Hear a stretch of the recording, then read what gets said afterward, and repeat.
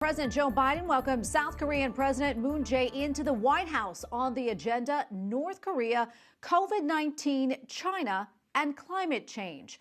Like President Biden, Moon Jae-in is the country's second Catholic president. And tomorrow, the South Korean leader is expected to meet with D.C. Cardinal Wilton Gregory. White House correspondent Owen Jensen reports. Owen?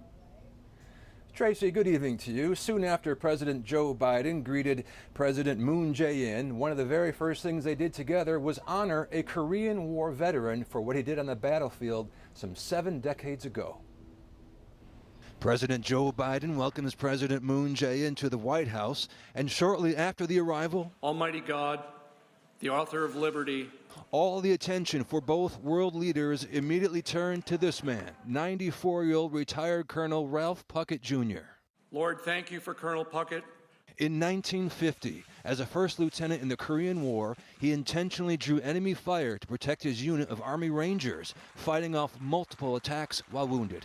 When the anti-machine gunners slowed the Rangers' advance, Puckett risked his life by running across the area to draw fire.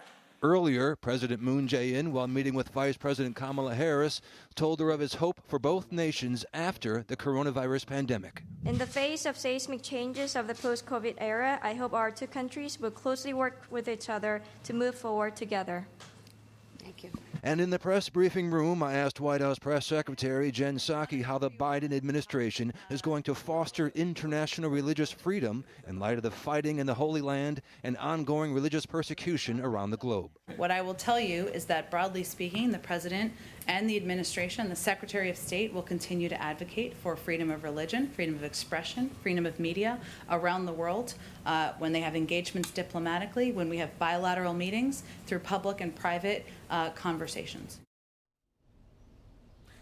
Also tonight, President Biden's infrastructure bill. Some math here for you, so follow closely. It was $2.3 trillion, that proposal. Republicans wanted it at $568 billion. So tonight, the White House has now issued a counteroffer of $1.7 trillion. So keep that straight.